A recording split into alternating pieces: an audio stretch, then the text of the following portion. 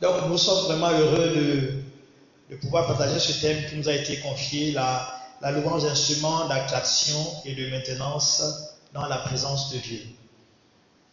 Et je voudrais d'abord dire aussi que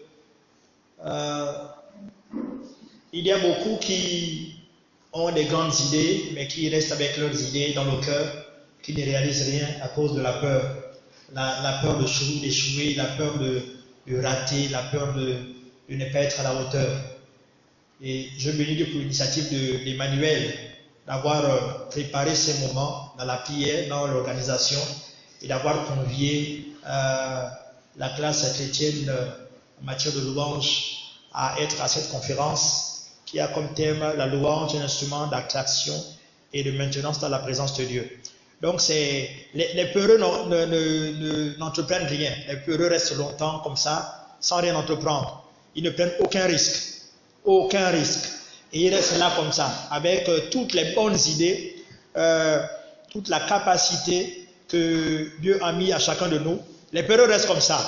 Mais ce sont les courageux qui se lèvent, qui se lancent, même si parfois on peut connaître des embûches, mais on se relève et on va encore recommencer. Je crois que ça c'est un début. Après, nous allons aller plus loin, certainement dans des salles plus grandes, parce qu'il y aura un autre auditoire. Quelqu'un me dit amen fort. Amen. Il faut être visionnaire dans la vie. Amen. Amen. Personne ne sera ton prophète si toi-même tu n'es le prophète de toi-même. Il faut que tu sois capable de pouvoir annoncer les choses que tu as entendues de la part de Dieu.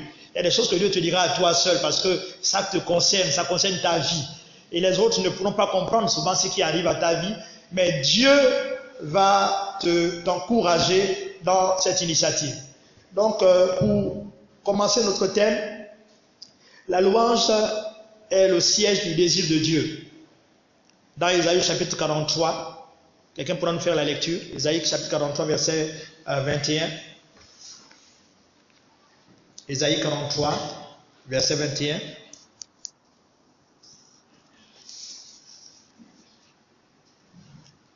Ésaïe 43, verset 21. Le peuple que je me suis formé publiera mes louanges. Amen. Amen. Donc ici, Dieu donne un domaine de définition concernant déjà ceux qui doivent louer. Il dit le peuple que je me suis formé. On va aller à la définition. Grande la définition. Louer, c'est reconnaître les qualités d'une personne, d'une chose, relever les mérites par les paroles. Donc, soit d'un être, soit de Dieu, soit d'une chose. La louange est un ensemble de mots parlés ou cadencés, donc appelés chants, vantant les mérites ou rappelant les exploits de Dieu, d'une personne et d'une chose. Lisons ensemble le psaume 35, verset 28. Psaume 35, verset 28.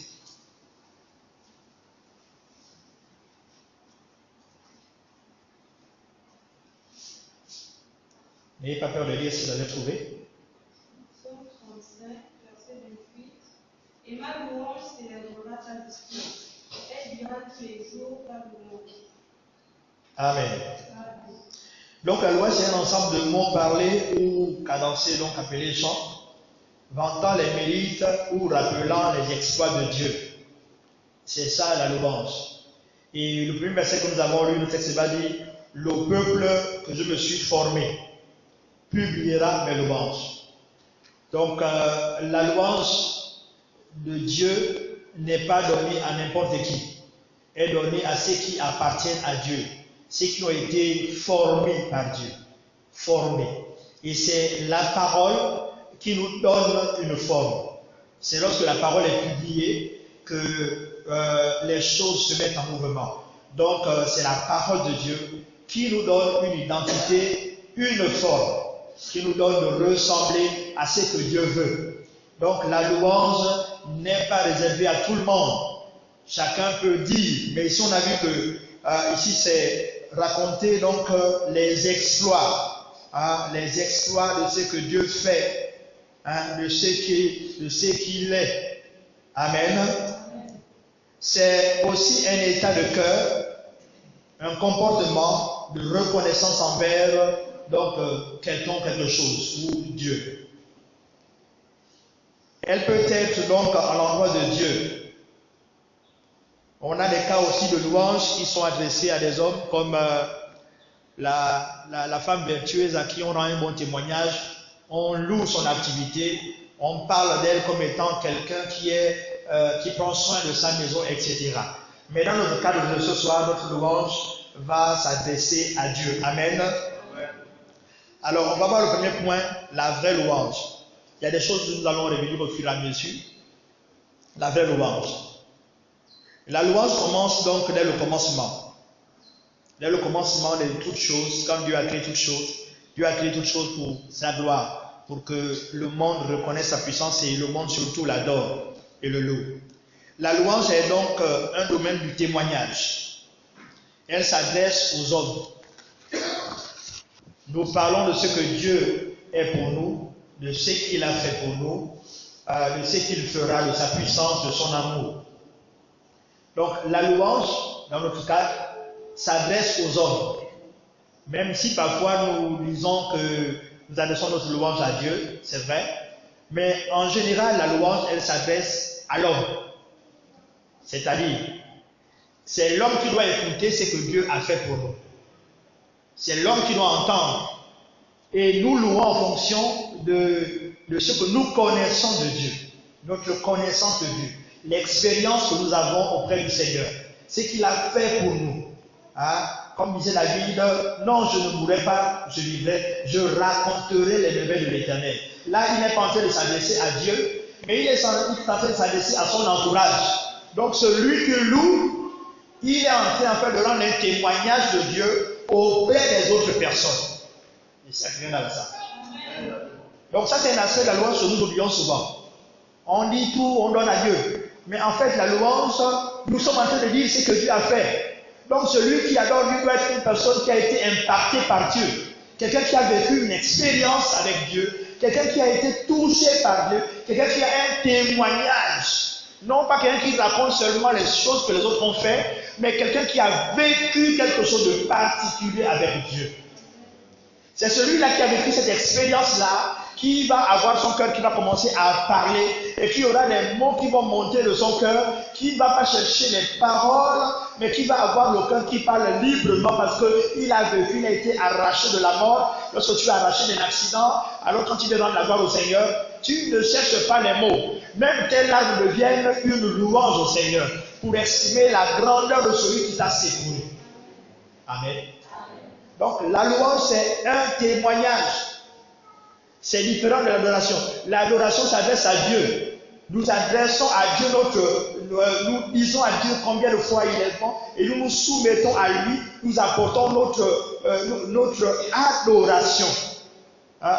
Ça dit que nous nous soumettons à Dieu. Nous nous soumettons à Dieu. Mais or, la louange, c'est une action de publication. Donc la louange, elle n'est pas cachée. Amen. Elle n'est pas cachée. Elle doit être publiée, la louange. Elle doit être publiée. Donc la louange, c'est le témoignage. Contrairement à l'adoration qui est du domaine de la consécration, elle s'adresse à Dieu. Donc nous donnons nos vies, nos pensées et tout ce que nous avons, nous les donnons à Dieu lorsque nous adorons. Or la louange, nous sommes en train de raconter ce que Dieu a fait pour nous, ce que Dieu fera. David était en train de raconter les louanges de Dieu devant Goliath. S'il y a quelqu'un dans la salle. Amen. Il racontait, il disait que non, le Dieu Tout-Puissant, voici ce qu'il va te faire. Avant même que la chose arrive, David commençait à parler déjà. Il dit non, voilà, parce que tu as insulté l'Éternel des armées, le Dieu Tout-Puissant, l'Éternel des armées, non, je vais te trancher la gorge, je vais te terrasser, et on reconnaîtra qu'en Israël, il y a un Dieu. Amen. Amen. Donc celui qui loue amène les gens qui sont autour de lui à reconnaître Dieu. À reconnaître Dieu. Parfois, les gens ont du mal à rentrer dans nos réunions, dans la présence de Dieu, parce que simplement, celui qui loue n'a pas un témoignage avec Dieu. Il n'y a pas un témoignage. Il a juste une belle voix, il a juste une belle mélodie, avec des belles paroles, mais il n'a aucun impact, il n'a pas été touché par l'heure de la croix. Donc c'est quelqu'un qui ne fait que mimer. Le perroquet n'a pas d'expression. Il peut répéter les mêmes paroles, mais il ne peut pas traduire les expressions, la sensibilité. Et c'est celui qui a été touché par Dieu qui peut ressentir la sensibilité même du cœur de Dieu. Il y a quelqu'un dans la salle? Amen. Donc c'est un aspect important.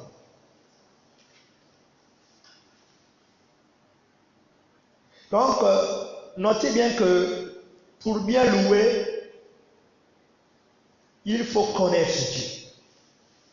Il faut connaître Dieu. Il faut que la source de ton cœur soit réellement impactée par la parole. La Bible dit que la vie éternelle, c'est qui te connaissent, soit le seul vrai Dieu. Et aujourd'hui, nous avons des gens qui veulent exprimer leur talent sans connaître celui dont ils vantent les mérites. Ils expriment leur talent, ils sont excellents dans leur domaine, mais ils n'ont pas une portée. C'est-à-dire qu'il y a des gens, quand ils vont louer Dieu, celui qui les écoute, il va sortir de là ignorant qui est Dieu.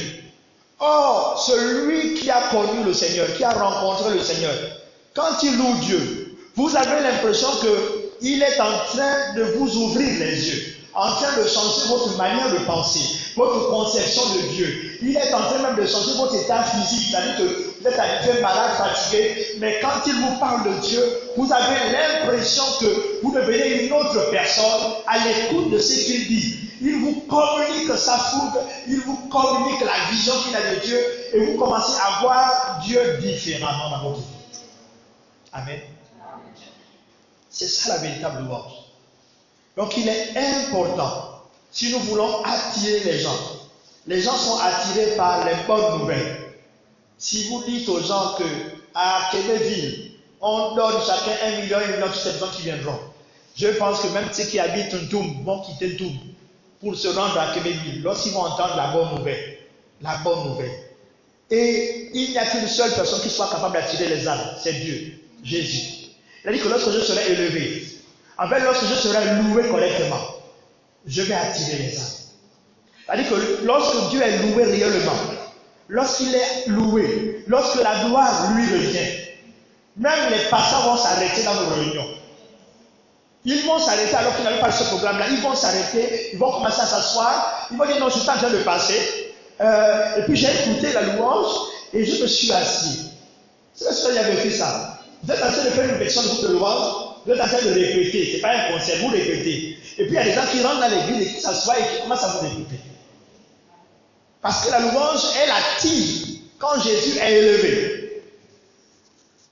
Et aujourd'hui, beaucoup de personnes ne connaissent pas Dieu parce qu'ils cherchent à avoir un nom. Ils cherchent à se faire un nom.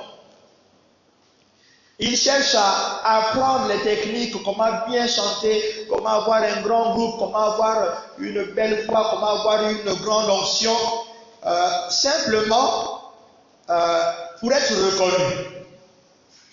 Or, c'est quand Jésus est élevé, c'est quand Jésus reçoit la gloire, c'est là où les âmes sont attirées.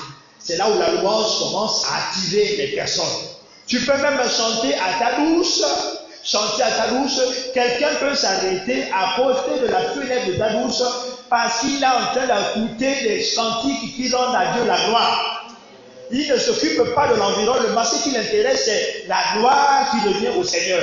Il est attiré pas parce que tu es beau, tu es belle. Il avait l'habitude de passer chez toi, mais ce jour-là, il s'arrête parce qu'il constate que celui qui est adoré n'est pas un homme, mais il est celui qui attire le cœur. Donc la louange est un instrument d'attraction lorsque Dieu est à la gloire, quand il est adoré. Et aujourd'hui, nous avons beaucoup de personnes qui essaient de se donner une place, d'avoir un nom.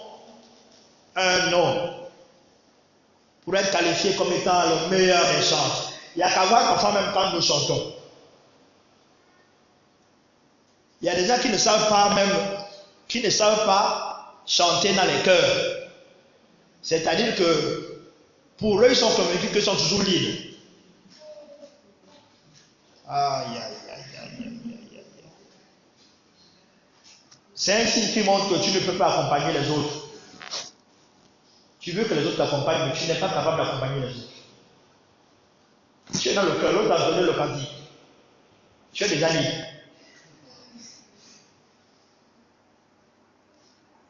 Tu es lancé.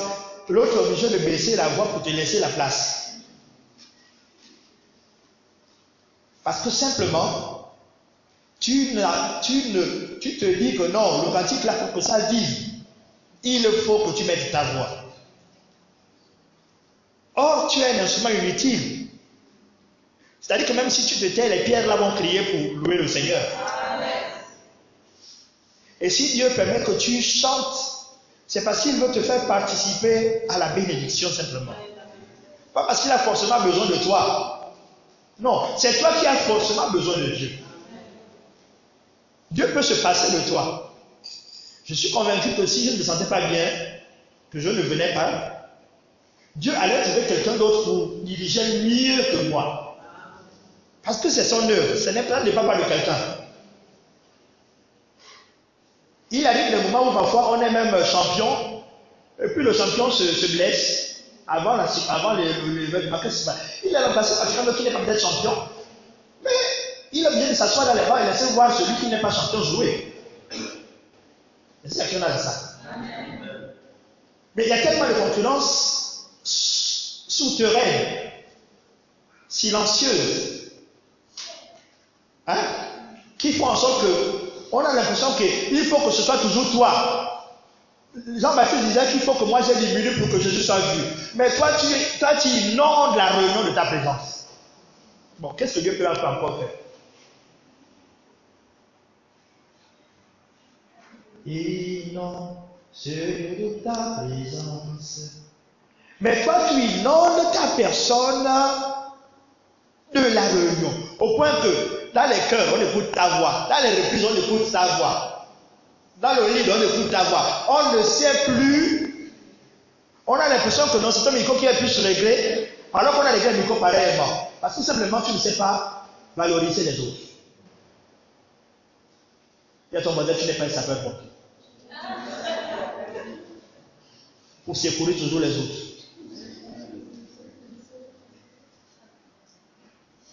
Laissez regarder dans la salle. Je pense qu'au sortir d'ici, nous allons, on aura une autre image, notre manière de voir les choses.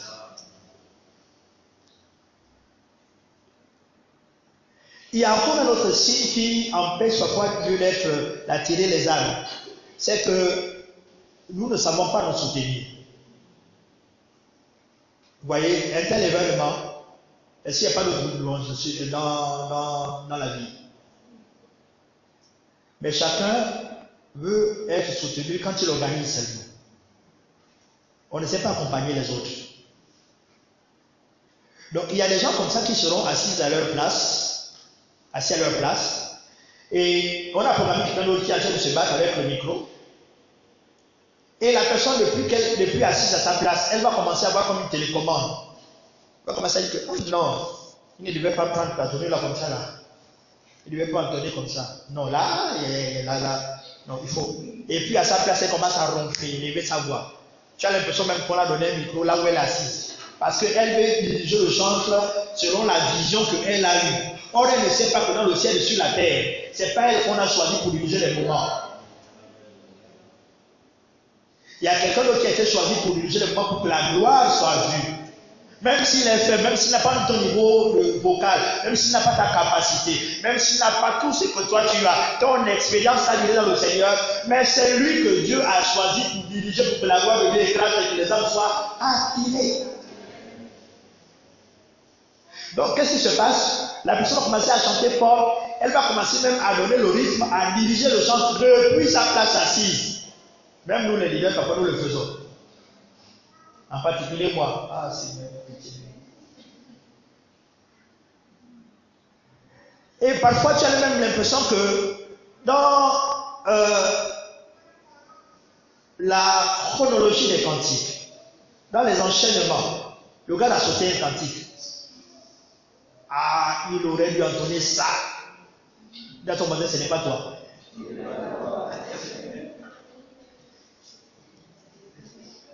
C'est comme un peu quand vous êtes en train de rouler et qu'il y a un danger devant.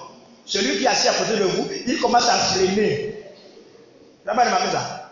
Celui qui est à côté de vous, il commence à appuyer le sol, mais il n'y a pas de pédale là-bas. Ce n'est pas auto-école. Il n'y a pas de pédale. Tu peux appuyer. C'est le chauffeur qui a les pédales. S'il décide de freiner, il va freiner. Donc, il y a aussi ça. On a l'impression que sans nous, l'Église ne peut rien. Moi, ça me fait 2 jours, je ne vais pas au temple de la conquête. On est en séminaire en ce moment. Ça fait 2 jours. Mais 2 jours où je fais confiance à ceux qui sont là-bas. Et j'ai des bonnes nouvelles, c'est que tout à l'heure on me disait que non, il manquait le temps. Les gens voulaient aller plus loin. Il manquait le temps pour que la réunion soit encore plus, qu'ils soient davantage bénis. Mais moi je ne suis pas là. Donc ça veut dire que quand je ne suis pas là, le plus important c'est que Dieu soit là. Amen. Donc la louange va attirer les âmes lorsque chacun va reconnaître sa place. Va commencer à accompagner les autres. Va commencer à croire aussi au don des autres. Le Dieu qui t'a béni, c'est le même Dieu aussi qui a sauvé l'autre, qui lui a donné quelque chose. Même si on n'a pas la même dimension. Moi, je suis le père de plusieurs d'entre vous. Je suis plus âgé. Hein? Mais pourtant, certains d'entre vous ne me dépassent la taille. Vous n'avez pas remarqué ça? Il y a ceux qui sont plus grands que moi. D'autres qui ont plus de cheveux même que moi, et pourtant je suis né avant vous. Ça, vous voyez. Mais ça n'empêche pas que chacun soit à sa place. Donc, la louange va attirer les âmes lorsqu'on va respecter les dons, les talents des autres. Parce que le diable apporte tellement d'opposition à nos réunions. Il y a tellement de combats dans nos réunions. Il attaque par les pensées, par toutes sortes de choses, de découragement, etc. Donc, si nous commençons encore à douter les uns des autres, c'est une porte qui freine l'action de Dieu. Donc, au lieu d'être ensemble, d'avoir la même vision, on commence à se faire une guerre silencieuse, comme la guerre froide. Hein? Vous avez étudié la guerre froide? C'était des pressions, de l'intimidation. Mais il ne passait pas à l'action. Mais il prenait des positions qui disaient que non, là c'est fini, la guerre c'est parti. Il y a quelqu'un dans la salle. Amen. Donc, la louange doit attirer. Elle attire lorsque nous reconnaissons les talents des autres. Je veux vraiment insister sur le fait que Jésus soit élevé dans nos réunions. Il faut que Jésus soit élevé. Il faut que lorsque tu chantes, lorsque tu diriges, qu'on s'ordonne en disant Dieu nous a fait vivre. Non pas humblement. Ou le frère là, on est loin. Waouh! Oh, c'est frère merveilleux. Mais Dieu dans tout ça. Et le plus souvent, c'est nous-mêmes qui faisons ça aussi. Je veux bien qu'on s'encourage, qu'on se félicite, mais il y a des limites. Ne tuons pas les dons. Amen. Amen. Ne tuons pas les dons. Ah, ça bénit. Hein? Vous allez remarquer même parfois, même dans les grandes équipes, parfois il y a un bon joueur, le gars il est bon. Mais comme il est encore jeune, on le met au banc. On le met au banc. Et l'une des choses qui empêche que les âmes soient attirées au milieu de nous, comme par la louange, c'est que nous estimons parfois que les programmations sont injustes. Oh non, on aurait dû me programmer. Oh non, on aurait dû faire ça. On aurait dû mettre telle personne. Moi, j'avais déjà pensé à telle personne. Mais celui à qui tu as pensé venir en retard. Celui qui dégamme est à l'heure. Laisse-le chanter.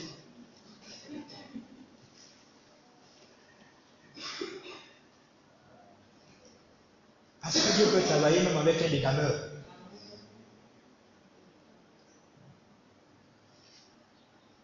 Je connais une sœur qui, lorsqu'elle chantait, les autres lui disaient,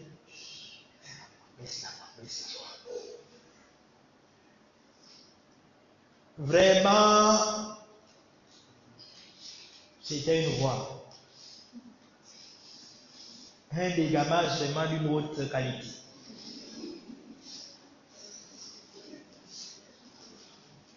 Mais Dieu l'a touché à une réunion un jour. Elle a prié le Seigneur. Sa voix a été transformée. Elle est devenue un outil important dans l'église. Elle dit que quand vous l'entendez chanter aujourd'hui, elle ne ressemble pas à la personne qu'elle était hier. Les murmures.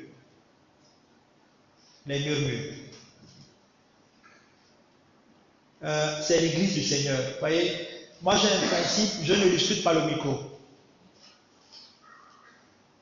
Je ne discute pas le micro. On peut me programmer.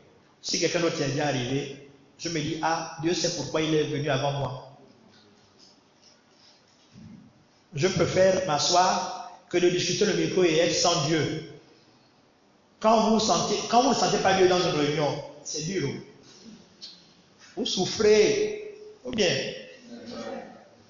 C'est-à-dire que même les chants les plus simples deviennent durs, compliqués, même la gamme la plus simple. Tu n'arrives plus à l'apprendre parce qu'il n'y a pas Dieu là. J'ai connu des moments où parfois je sors de là, tête baissée, brisé, humilié, honteux. Je me dis, ah non, je ne suis pas chanteur. Je suis convaincu de ça. Et pourtant, les jours précédents, les années précédentes, j'ai fait chanter de manière extraordinaire. Mais ce jour-là, quand je descends de l'estrade, je suis convaincu. Pas que je fais semblant ou la fausse humilité que les gens font souvent. On dit chante, non, j'ai un problème de bosse. Menteur. Quand tu parles, je n'ai pas un problème de bosse. Mais dès qu'on te demande de chanter, excusez-moi, j'ai un peu de fois. Mais j'ai un problème de gorge, regarde ça pour toi. Tu veux nous contaminer ou quoi? Donc, il y a des moments pour que la louange attire les âmes. Dieu va nous fermer certaines portes pour que nous ne voyions pas les résultats de ce qui est en train de se passer. Donc, celui qui loue Dieu ne doit pas regarder à ce qui est physique, mais il doit faire confiance à la parole de Dieu. Amen. J'ai connu une réunion comme ça là où vraiment, c'est-à-dire que je suis descendu vraiment abattu, honteux. Le genre de réunion, vraiment, tu sens que tu as raté la réunion. Les gens attendent que, oh, vraiment, le chant là, il va passer. Ah, c'est lui qu'on a programmé. Ah oui, quand tu viens avec l'assurance là, on va programmer. Quand tu pars là-bas, tu descends tête baissée, tout honteux. Et puis, comme Dieu est bon, après la réunion, quelqu'un vient, dit, oh frère, oh vraiment que Dieu te bénisse, vraiment Dieu t'a utilisé puissamment. C'est parfois quand tu es faible que tu es fort. Il dit non, toi pour toi tu dis mais est-ce qu'il a assisté à la même réunion que moi? Parce que simplement, nous attendons souvent à des résultats qui sont physiques. Or, notre Dieu est d'abord un Dieu qui est esprit, qui est spirituel. Donc, qui a besoin des résultats spirituels. C'est-à-dire que on peut peut-être se regarder au nombre de ce soir. Mais est-ce que vous savez quel est l'impact que cette réunion aura dans le monde spirituel, le monde physique? Nous, on regarde à l'atmosphère, on se dit, ah, toutes les chaises ne sont pas remplies, il y a encore des chaises qui sont enfilées, etc. Oh là là, oh, vraiment, on a raté ces moments. Oui, pour toi, tu as raté, mais Dieu n'a pas raté. Parce que Dieu, quand il vient dans un rendez-vous, il ne rate pas, il vient pour travailler, il va travailler. Et tu ne veux pas, Dieu travaille. Donc, c'est-à-dire que Dieu peut déposer dans ta vie quelque chose, tu ne sais même pas. Hein? Parfois, quand on était au primaire, qu'est-ce qu'on se faisait? On se faisait des coups. On prend le scotch, on dessine un personnage et on colle ça discrètement au dos de la personne.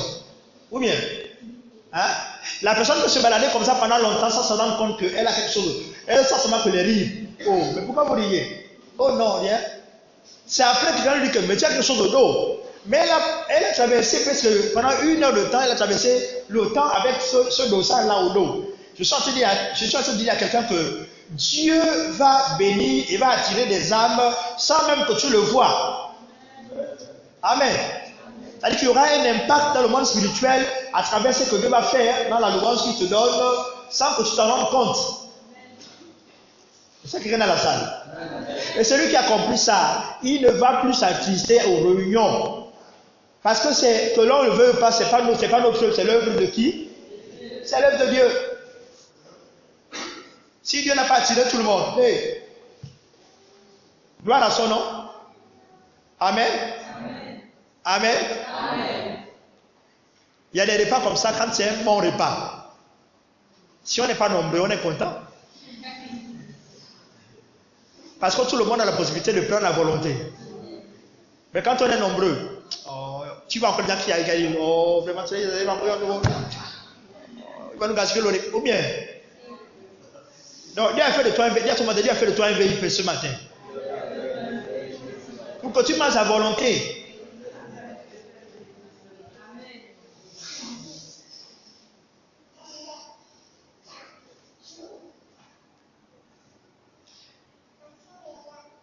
Ainsi, par analogie, celui qui ne connaît pas Dieu, quand bien même il prononcerait des belles paroles, des belles phrases, ne saura pas comment louer Dieu. Un chant équilibré doit avoir une grande connaissance de Dieu. Un chant équilibré.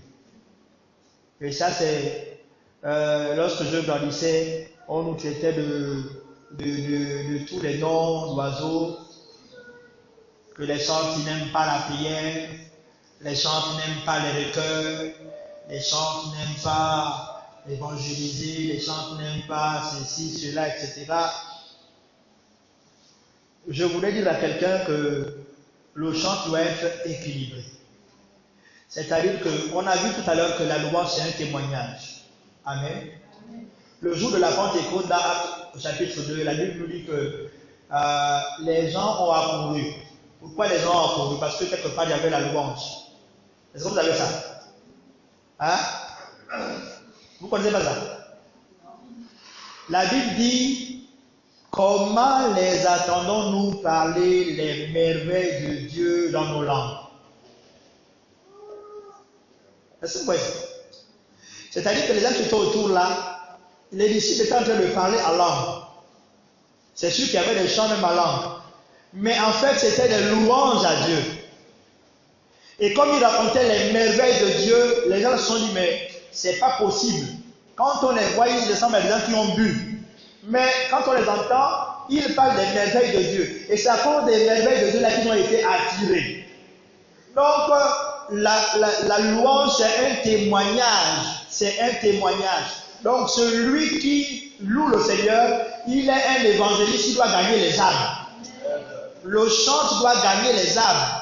Un chant ne doit pas seulement rester dans son micro. Si tu as l'onction de chantre, tu dois avoir des âmes qui sont venues au Seigneur à travers ton ministère parce que tu rends témoignage et les âmes sont attirées.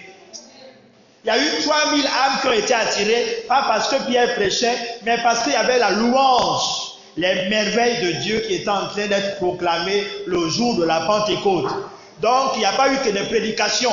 La prédication est arrivée après, mais la louange était déjà là. Quelqu'un peut dire amen fort. Amen. Donc, tu as besoin du Saint-Esprit qui t'amène à la véritable louange, qui t'amènera à devenir un évangéliste. Aujourd'hui, les chants, ce sont seulement là, quand on dit évangélisation, ils se préparent seulement à venir au micro. Ils ne se préparent pas à rendre témoignage, à gagner des âmes, à attirer les âmes. Ils se rendent seulement comme des outils qui travaillent seulement à l'intérieur. Ils disent à l'assemblée, amenez les âmes, nous on va chanter pour elles et puis le prédicateur va prêcher. Or, le jour de la Pentecôte, les gens qui louaient étaient des gens qui ont attiré les âmes. Ah, ça? Est-ce qu'il y a quelqu'un dans la salle? Amen. Donc, le chant, c'est d'abord un évangéliste. Ça, c'est un aspect que tu ne connaissais pas. Le chant, c'est un évangéliste. Et vous verrez que dans toutes les attaques, dans tous les combats, le plus souvent, on envoyait toujours les chants devant. C'est-à-dire que quand, là où il n'y a rien encore, c'est là où on envoyait les chants. Pour que la mer s'ouvre, on a envoyé les sacrificateurs, on a envoyé les chants devant. Pour que les murs de Jéricho tombent, les chants étaient d'abord en avant. C'était d'abord les armes. C'était d'abord l'épée de la parole, les armes de l'esprit. Non, c'était d'abord la louange. Donc ça veut dire que même pour ouvrir les églises, il faut que les chantres soient capables d'aller ouvrir les annexes et les assemblées. Ça, vous voyez. Pourquoi auras-tu seulement un don de chantre seulement pour l'église et non pas pour le monde? Or, le jour de la Pentecôte, vous avez compris le verset là, je vais citer. Hein? Il dit, comment les entendons-nous parler dans nos langues les merveilles de Dieu? En d'autres termes, les louanges de Dieu. Pendant qu'il chantait là, pendant qu'il parlait en langue,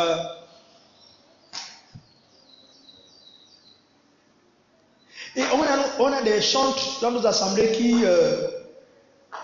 qui n'élèvent pas la voix pendant les temps de louange.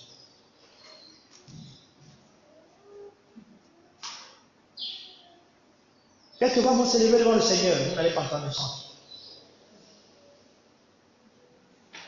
Ça, c'est pas leur truc. Si c'est pas ça ton truc, c'est quoi ton truc? Le chant doit être équilibré. Vous voyez, nos responsables, parfois, ont du mal à nous faire confiance parce que simplement, nous sommes en train seulement d'exercer un ministère interne. On n'est pas capable de gagner les âmes. On n'est pas capable de gagner les âmes. Pourquoi ne participes-tu pas avec ta guitare ou avec ton piano ou avec ta cymbale ou avec tes mains et puis te mettre à un carrefour de commencer à chanter?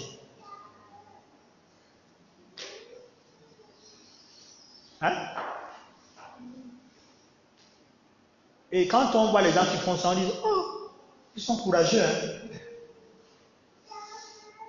Mais pourquoi ça tu ne fais pas ça?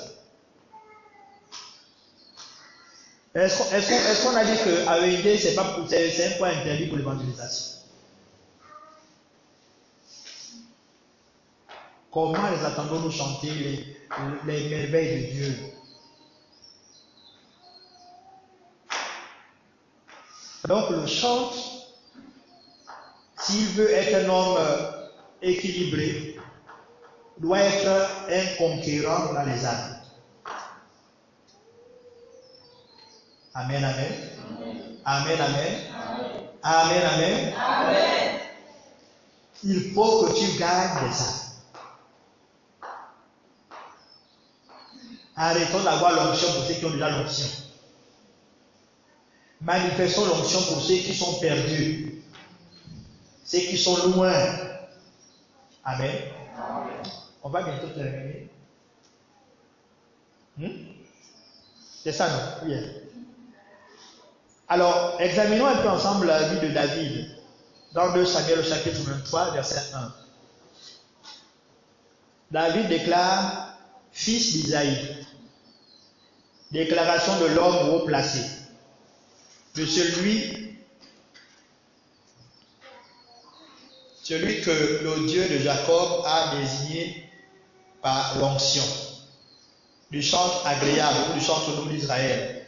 L'Esprit de l'Éternel parle par moi.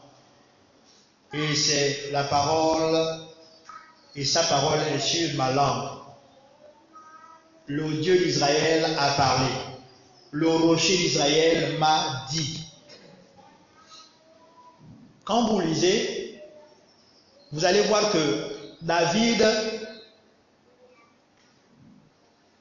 c'était un chantre hors pair. Mais ici, on nous décrit plusieurs personnalités que David avait. On dit que le fils d'Isaïe, donc le fils de l'homme, c'était un homme comme nous. Il avait un père, il avait une mère. Si on ne connaît pas le père, on peut connaître au moins la mère. Si on ne connaît pas qui que ce soit, on connaît au moins que tu es né d'un homme ou d'une femme. Parce que tu ne ressembles pas aux animaux. C'est que tu es né fils d'Isaïe. Donc ça dit qu'un fils d'homme peut être équilibré. De l'homme haut placé. David a gravi les échelons dans la société. Il ne s'est pas resté seulement à être chantre, mais il a gravi les échelons au point de devenir le leader du peuple de Dieu. Amen. Donc, il y a des chantres qui parfois ne peuvent pas, par leur louange, attirer, parce qu'ils n'ont pas eu une croissance normale. Ils sont toujours restés en bas. Ils n'ont pas eu le niveau haut placé. Haut placé. Pas placé par un homme, mais placé par Dieu. Parce que tu as appris auprès de Dieu. Tu as appris, tu as fait toutes tes classes. Hein? Il y a des gens qui ne savent même pas chanter dans nos recueils. Qui ne connaissent pas les cantiques de nos recueils. Comment peut-on te placer haut dans l'église? Comment nos pères qui aiment les recueils vont te placer haut dans l'église? Si tu ne connais pas les recueils. Il y a d'autres qui ne connaissent même pas chanter dans nos langues. Oh non, ça c'est pas mon genre de louange. Mais tu vas louer quel Dieu comme ça là? Il y a ton voisin, Dieu n'est pas seulement un seul style. Amen. Amen. Il faut que tu arrives à progresser. Le chant doit progresser. Et quand le chant progresse, plus il est haut placé, plus les gens vont te voir et ils vont venir vers toi. Tu vas devenir un instrument, tu vas attirer lorsque tu es haut placé. Mais si tu es en bas, on ne te voit pas. Parce qu'il y a des gens qui te dépassent la taille. Si nous tous on se lève là, hein, il y a des gens qu'on ne pourra pas voir. Parce qu'ils sont petits de taille. C'est ça, vous voyez. Mais quand tu te distingues, tu deviens une personne haut placée, alors là, les gens commencent à te voir parce qu'on te voit. Dans le quartier, on dit l'église qui est à l'étage là, il n'y a pas beaucoup d'églises comme ça. On va nous amener ici. Même si c'est au Carrefour, quand on dit, ah oui, attends d'abord. Ah d'accord, oui, je connais l'église là. Pourquoi? Parce que c'est une église qui est haute. Amen.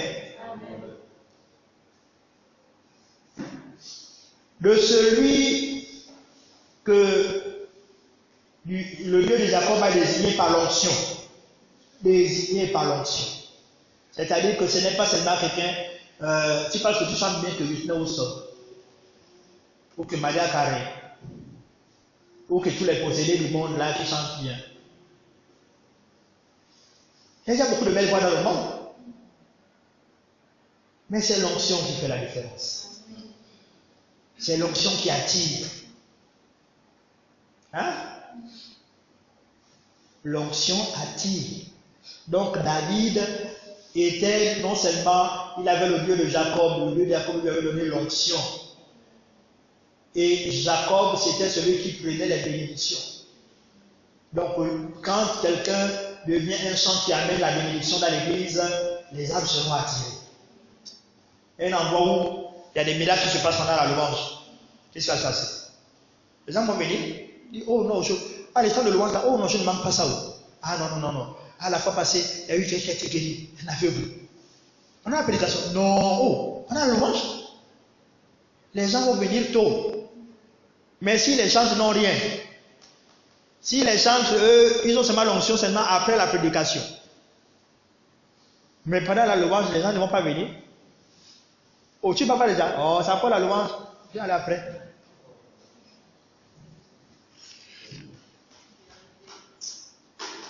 Vous n'avez pas entendu ça?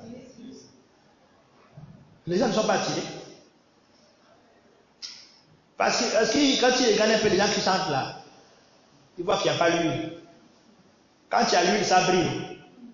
Si on met l'huile dans la tête là, ça va couler. Ça va briller. Et on dit, oh, mais on t'a mis beaucoup d'huile comme ça là. Ah, c'est quelle huile? Il y a quelqu'un dans la salle. L'onction fait la différence. Du chant agréable. Agréable. Les gens sont parfois pas attirés parce que simplement nous les agressons. On les agresse. Oh, vous ne chantez pas, vous n'avez pas la vie. Oh, réveillez-vous. Non, bien aimé. Il y a des louanges, quand tu as la vie de Dieu, quand tu es vraiment un chant agréable à Dieu, tu deviendras agréable aux hommes. La Sainte qui, oh non, frère, tu sais, moi, je suis vraiment agréable à Dieu. C'est faux. Si Dieu aime les belles choses, c'est que l'homme aussi aime les belles choses. Parce qu'on a été créé à l'image de Dieu. Amen. Donc, tu dois devenir un chant agréable.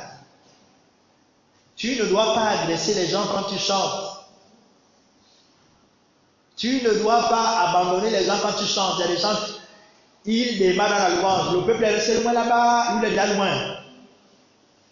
Il dit en tout cas, débrouillez-vous, trouvez le chemin, rattrapez-moi, moi je suis en avant. Elle dit que lui-même, pour lui qui ressent la vie, c'est fini, c'est bien bon. Le nom les a dit, débrouillez-vous là-bas. Non. Ceux qui t'écoutent doivent apprécier. Amen. Il faut qu'ils apprécient. Voilà pourquoi tu dois travailler. Tu dois travailler ta technique. Tu dois travailler ton style. Tu dois travailler. Il faut que tu aies l'inspiration. Hein? Il y a des cantiques, tu ne dois pas commencer forcément par la première ligne. Arrêtons les mécanismes. Le chant agréable, c'est celui qui peut surprendre le peuple. Allez, que tu commences à chanter. Oh, c'est quel cantique? Les gens sont attirés. Ils se demandent c'est quel cantique. Après, oh, c'est quel cantique. Et ils te suivent avec le cantique vraiment parce que c'est tellement beau. Amen. Mais si tu es que mécanique, oui, 204, oui. Debout, sainte corde soldat. Ah, tu ne sautes pas une ligne. Non. L'épreuve aura son terme et dans le mauvais jour. C'est toujours le même cantique. Mais tu prends une partie qui touche les gens, qui marque les gens. Pour que les gens trouvent que c'est agréable, il faut qu'ils s'identifient. Donc, tu n'as pas chanté les cantiques forcément parce que c'est ce que toi, c'est ce qui te plaît. Mais qu'est-ce qui est utile pour le peuple? Le peuple a besoin de quoi en ce moment? Est-ce qu'ils ont besoin d'un cantique Yahweh, Yahweh, Yahweh, Yahweh, Yahweh? Est-ce qu'ils ont besoin d'un cantique Jéhovah et son nom? Est-ce qu'ils ont besoin d'un cantique à toi seul louange honneur? Ils ont besoin de quoi? Et c'est quand ils s'identifient au cantique qu'ils trouveront que tu es mon chant. Et c'est bien dans la salle. Il est important que tu reçoives aussi l'approbation des hommes en tant que chant. Amen. Amen, amen.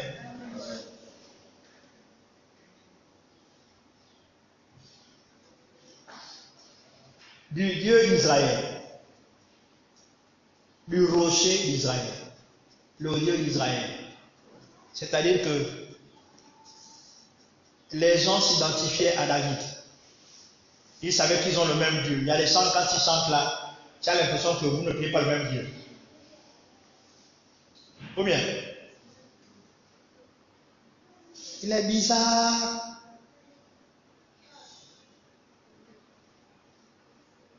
Et encore aujourd'hui que les gens qui sont programmés sont connus d'avance.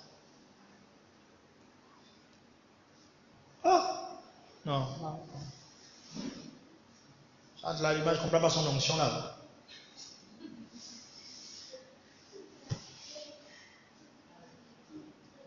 Tu vois toujours les choses que tout le monde ne voit pas. Bon, une fois, deux fois, trois fois, quatre fois, cinq fois, six fois, 15 ans. Ah, j'essaie un peu de changer de manière de voir les choses. Ou bien prendre peut-être les lunettes.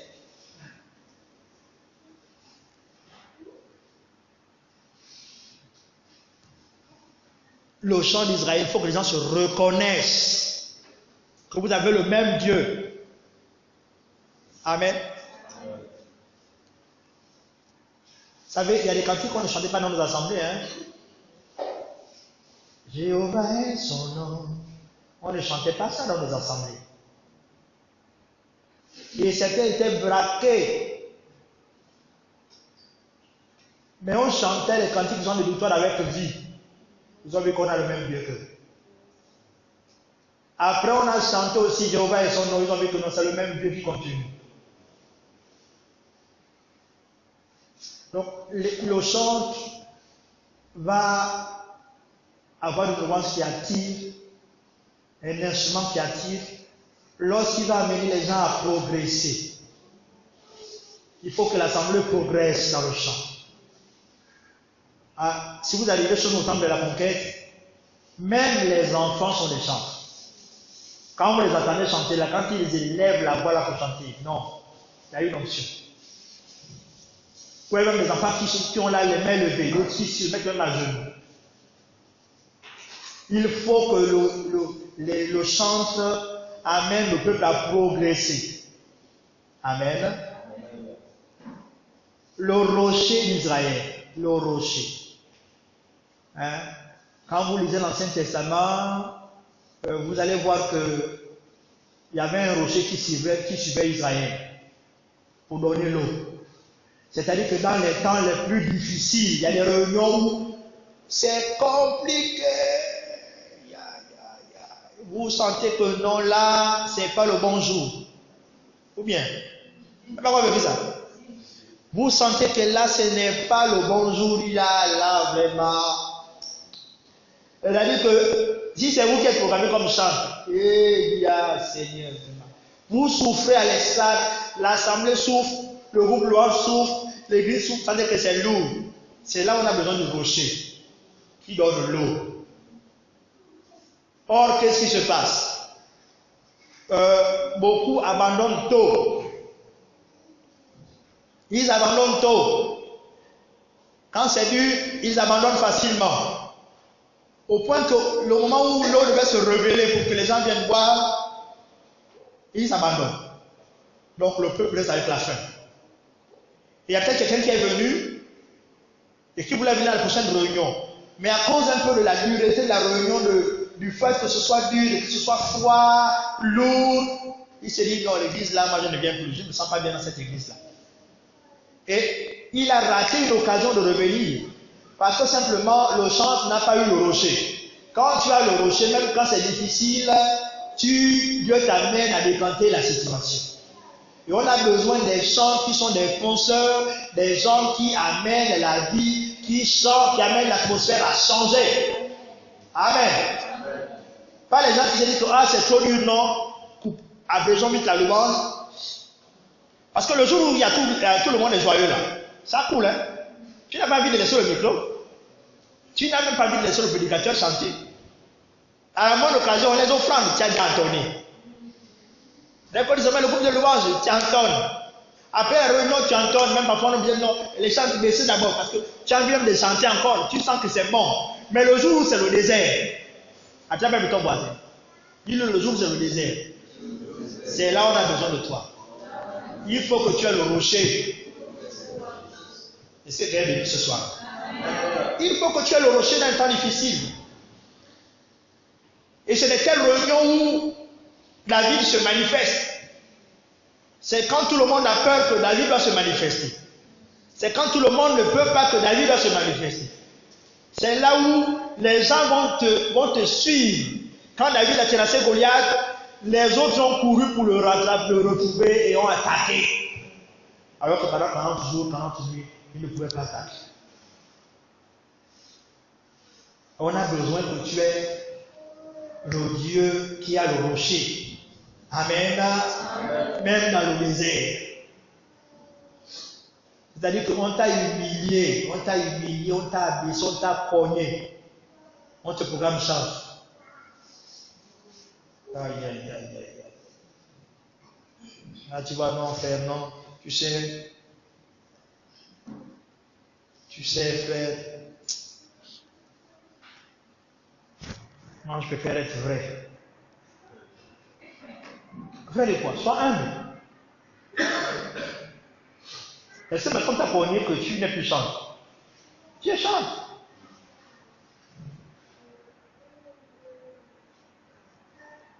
On te programme exprès. On veut te cogner, te ramasser. Oh, tu es un bandit. Tu es avec les soeurs, voilà. Hein, ce frère-là, vraiment. Il est comme un voyou. Fais attention à ce frère-là.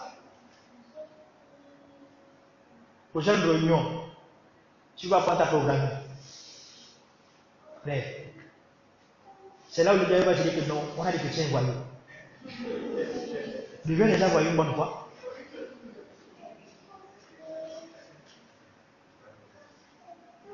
Mais quand tu as le rocher, c'est là où tu vas commencer à parler au rocher. Seigneur, on dit que je suis un voyou. Mais toi, tu me connais. Je ne vais pas abandonner. Je vais bien me préparer. Et je vais chanter de tout mon cœur. Tu arrives comme ça là. Tu bombardes la louange. Je dis, oh. Après le même prédicateur, oui, vraiment, on a été bénis, alléluia. Les parents là qui courent maintenant seul. Il n'arrive pas à s'arrêter. Les parents là courent. Alléluia. Oh, vraiment, que de bénir ce frère, que de bénir ce frère. Alléluia. Le frère qui était voyou. Il faut le rocher. Moi, j'ai connu des temps où tu sens que ton nom est gaspillé. Ton nom est gaspillé. Une fois même, on m'a appelé, on m'a convoqué après un culte. Les responsables m'ont amené, oui, toi là, tu es un bandit. Tu sors avec les sœurs. Voilà. Hein? J'ai dit, ah, bon. Si vous dites que je suis un bandit, c'est pas grave. Mais Dieu connaît mon témoignage. Je n'ai pas commencé à dire, mais vous là, vous me connaissez. Vous connaissez mon père. Vous connaissez ma... Non. Il y a ton modèle, laisse la chaîne. Il faut qu'on te presse un peu. Il faut bien écouter, parce que bientôt on va te presser. Il ne faut pas fuir l'église. On va te presser. Donc, qu'est-ce qui se passait?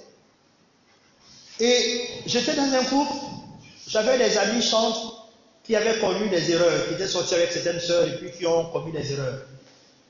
Et on m'a prié, dit, bon, toi aussi tu es dedans.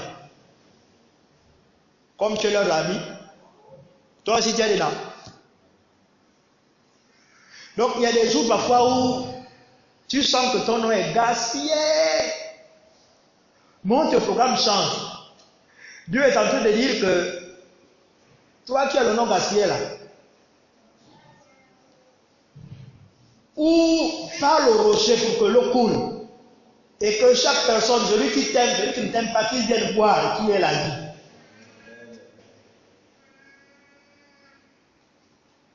Vous voyez? Il y a des endroits où on ne voudra pas de toi. Les gens vont se montrer qu'on ne veut pas de toi. Mais si tu as le rocher avec toi, on va venir te prendre même dans le désert. Amen. Instrument d'attraction, pas seulement pour attirer les âmes, mais aussi, toi aussi, on aura besoin de toi. Les gens vont te réclamer, on va te chercher. On va te chercher dans les réunions. On va dire non, il faut que tu sois là.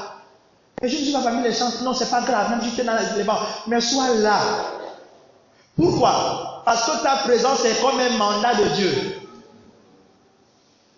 Dieu t'a donné quelque chose au point que si tu réalises qui tu es, tu ne vas plus manquer les réunions. Parce que Dieu peut te bénir les réunions sans toi, mais Dieu aussi veut bénir les réunions avec toi. Amen. Le rocher. Dans le désert, le rocher là s'est déplacé.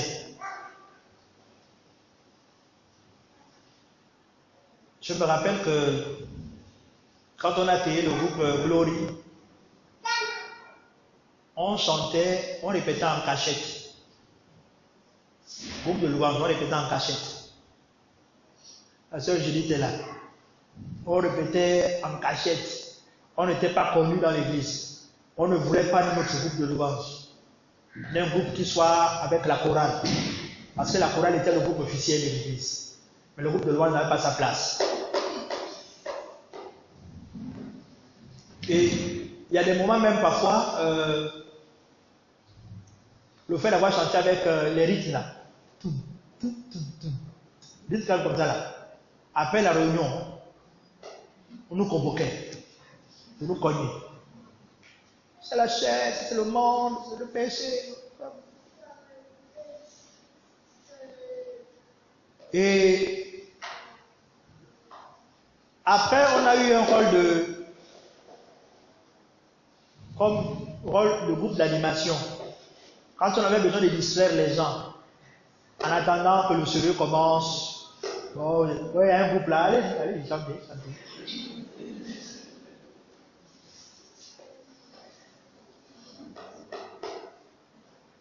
C'est-à-dire que chaque fois que tu as une opportunité, fais ton travail correctement. Fais-le avec excellence. Ne regarde pas ta vie en fonction de ce que les gens voient, mais en fonction de ce que Dieu voit. Et au fur et à mesure, Dieu nous a donné des opportunités. Une fois, nous avons invité à Port-Gentil, on allait chanter. Au moment d'aller chanter, je ne sais pas, peut-être c'est volontaire ou involontaire, je suppose que c'est involontaire. On nous donne un piano avec le mauvais transfo. Donc on se retrouve à un endroit où on doit chanter, il y a beaucoup de bruit. On doit chanter a cappella. Là, je m'adresse aux gens qui n'ont pas de voix, qui n'ont pas son inspiration quand il n'y a pas de micro là sur nous. Il y a des gens qui n'ont pas l'onction quand il n'y a pas le son. Mais dès qu'il y a le son, le groupe comme ça là. Ah.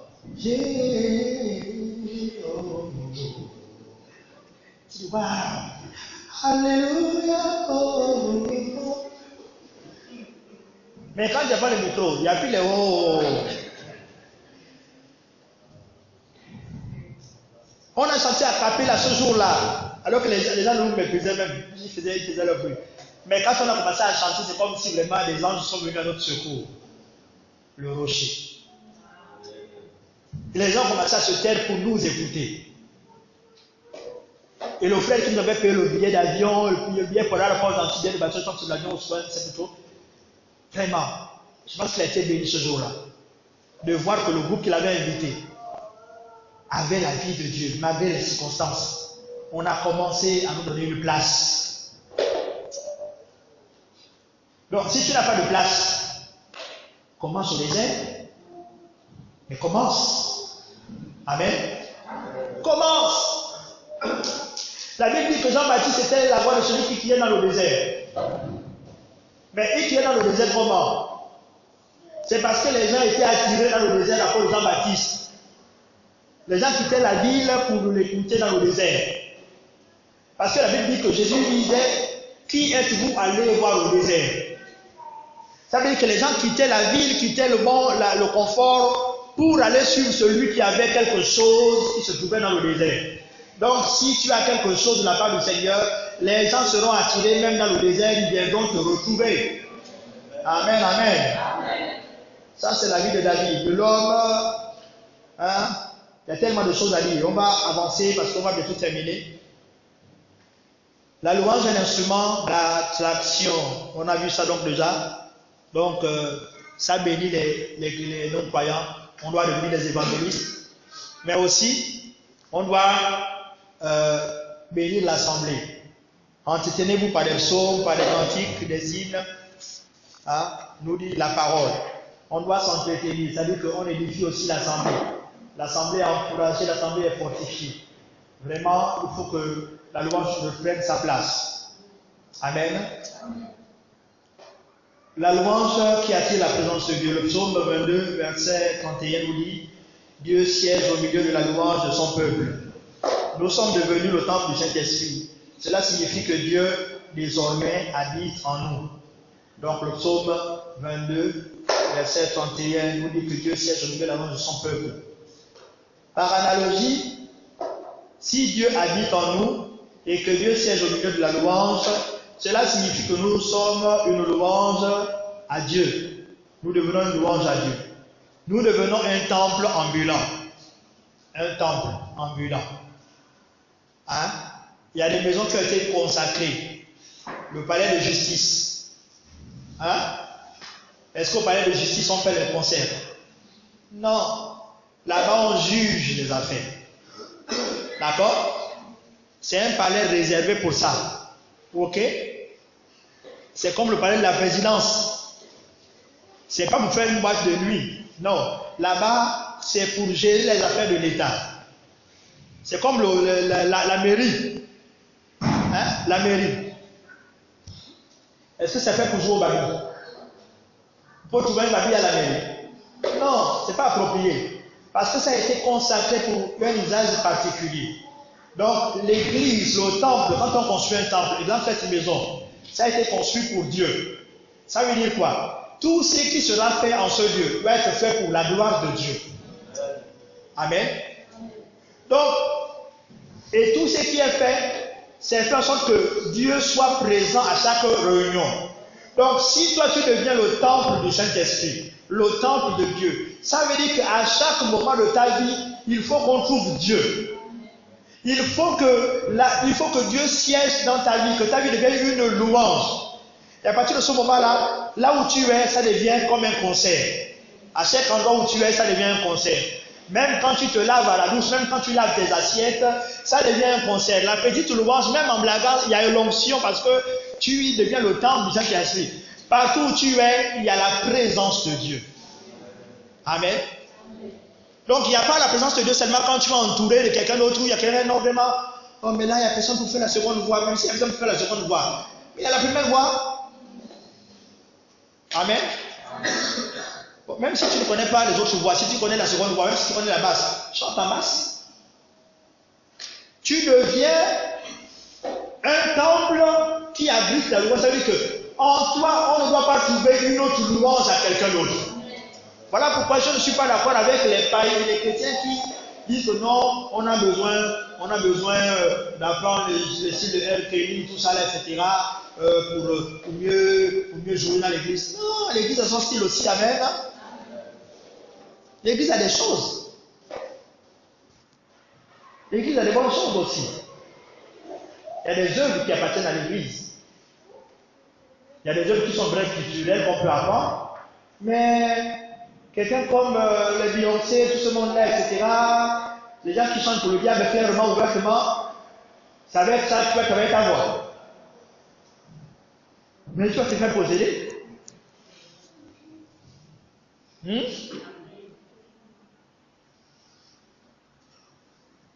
On ne peut pas trouver, on ne peut pas allumer un feu ici, là il fait le banja. Ou bien?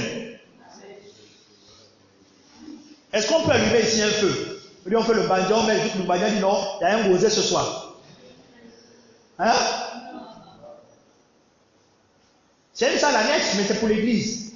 Mais on ne peut pas. Parce que ça a été consacré à Dieu. C'est comme ta vie. Ta vie est consacrée à Dieu, donc on ne doit pas trouver d'autres louanges dans ta vie. Ta bouche ne doit pas dire n'importe quoi. Voilà pourquoi celui qui adore Dieu, qui loue Dieu, vraiment, sincèrement, Dieu demeure constamment dans sa vie. Et tu vas faire les bons choix. Parce que les chants, vraiment, on a souvent un problème avec les choix. Et ça se passe souvent en silence là, entre les gens là. La même chose a été faite sur moi, toi seul, toi frère. Comment quelqu'un qui est le temple, tu peux te tromper comme ça? Comment tu peux avoir trois fiançailles dans ta vie? Oh non, je ne suis plus avec celui-là, non, celui-là, ce qu'on a arrêté, ses parents ne voulaient pas. Ok. Après, c'est maintenant Paulin. Non, mais tu sais, Paulin, lui, vraiment, il aime le Seigneur, vraiment, et puis, on se retrouve dans le même ministère. Quelques années plus tard, ah, mais tu sais, Paulin, lui, bon, non, lui, on ne partageait pas la même vision. Hein? C'est maintenant Steve.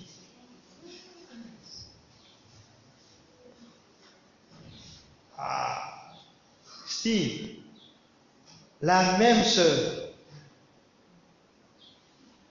Non. Quand Dieu est là, on fait les bons choix. Amen. Arrêtons de laisser la chair prendre le dessus. Est-ce que vous croyez que si un propriétaire dans sa maison, quelqu'un dans sa maison ne doit pas parler? Hein? Quand tu rentres, si tu loues une chambre, hein? Tu loues une chambre. Quand tu rentres dans ta chambre, tu n'as pas le droit de parler. Hein? Tu vas rester des jours silencieux dans ta propre maison.